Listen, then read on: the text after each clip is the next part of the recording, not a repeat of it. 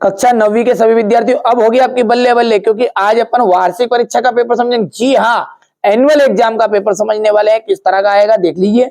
किन्हीं दो अपरिमेय संख्याओं का गुणनफल होता है, कभी परिमेय हो जाएगी तो कभी अपरिमेय हो जाएगी।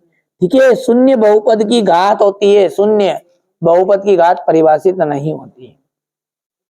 इनमें से सर्वांग समता की एक कसौटी नहीं है, ए शेष ए। 3 असंख्यक बिंदुओं से अधिकतम कितने वृत्त खींचे जा सकते? एक। गोले का आयतन 4/3 पाई आर क्यूब। ठीक है, 9 का पावर है 1/2 का मान हो जाएगा 3। वाई अक्ष के समांतर प्रत्येक बिंदु की भुज कहलाएगी। सरल रेखा का वहां भाग जिसके दो अंता बिंदु हो रेखाखंड कहलाता है। 3x² में x क्यूब का गुणांक 3 है और यहाँ पर कोटि का मान -6 आएगा। और a की पावर m है, भागित है a की पावर n। तो भाग में हमेशा घात घटती है, लेकिन गुना में घात क्या होती है? जुड़ती है। तो ये गुना तो है ही नहीं, यहाँ पे अपना भाग वाला है, तो भाग में घात घटती। ये पहला आंसर जाएगा। एक ठोस की विमाओं की जो संख्याएं हैं वो अधिकतम 3 हो सकती है। 90 डिग्री से कम माप वाला कोण, जिसकी भी जो माप है वो 90 से कम है, वो न्यून कोण कहलाएगा। और 90 से अधिक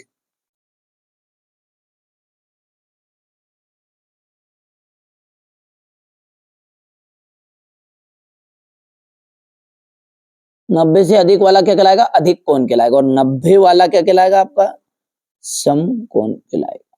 ध्यान देना, 3 बिंदु है ना, 3 बिंदु में से एक बिंदु तो 100% आता ही है। प्रत्येक वर्ग अंतराल की जो माप है उसकी निम्नतम सीमा, प्रत्येक वर्ग अंतराल की जो निम्नतम सीमा है उसे हम कहते हैं निम्न वर्ग सीमा। यदि हम इसको आगे बढ़ाते कहते हैं कि प्रत्येक वर्ग अंतराल की उच्चतम सीमा, तो वो उच्च वर्ग सीमा कहलाएगी। मूल बिंदु के जो निर्देशांक होते हैं वो होता है 0,0।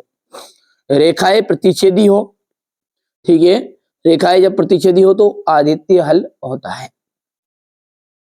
अब है ये एक ऐसा बहुपद क्या कहलाता है जिसके सभी गुणांक शून्य हो। ऐसा बहुपद जिसके सारे के सारे गुणांक के सो शून्य हो, शून्य बहुपद कहलाता है। एक बिंदु से होकर कितनी सरल रेखाएं खींची जा सकती है? तो असंख्य, ठीक है, रेखाएं खींची जा सकती है। किन्हीं चरों का औसत मान को हम कहते हैं एवरेज, ठीक है, एवरेज वैल्यू, उसे कहते हैं अपन माध्य।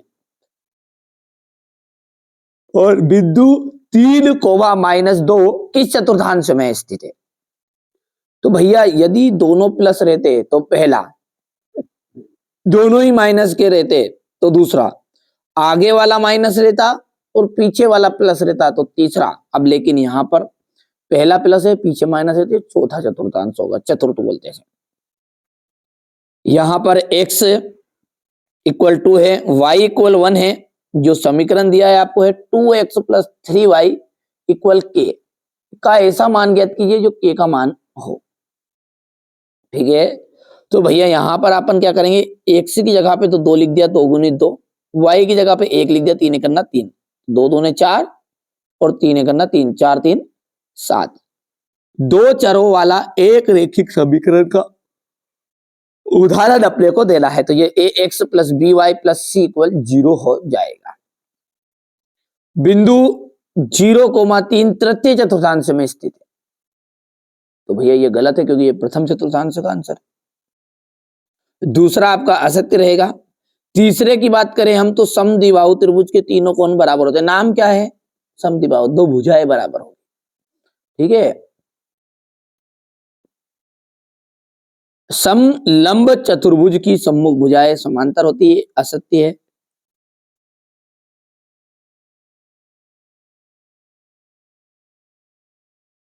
क्वेश्चन नंबर 6 पढ़ते हैं तो 1/3 और 2/3 के बीच की दो परिमेय संख्याएं ज्ञात कीजिए। यहां पर इन दोनों का गुना करिएगा और देखिए गुना करने पर इसका आंसर क्या आएगा वो मैं यहां पर सोल्व भी थोड़ा सा आपको करके बता देता हूं। देखिए 6 और इंटू 6 करनी 5 है और इंटू है 2 करनी 5। यदि हम इसको आगे बढ़ाएंगे तो ये तो 6 दूने तो हो गया 12, इंटू हो गया आपको करनी 5 की घात 2, देख लो गौर से। और 12 पंजे मेरे हिसाब से कितना जाएगा, 12 × 5, 5 बाहर निकलेगा और 60 आंसर आ जाएगा। ठीक है भैया, चलिए इस तरीके से अपन दूसरा सवाल क्वेश्चन नंबर 7 को करना है आपको, व्यंजक सरल करने हैं।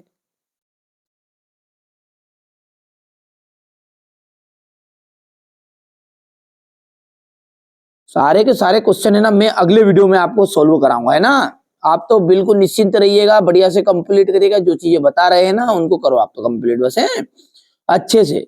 आपको बिल्कुल निश्चिंत रहना है ना। हाँ चलिए ये अपन है ना सेट ए देख रहे हैं। कौन सा पेपर है? सेट ए। इसके बाद में अपन सेट डी भी समझेंगे ना, सेट सी भी समझेंगे और सेट बी भी समझेंगे।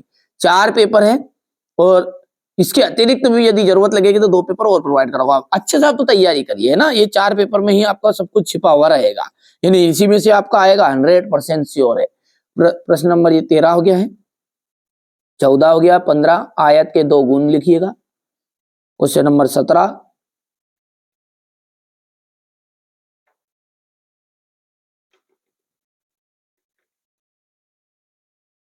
यहां पर देखिए क्वेश्चन नंबर 19,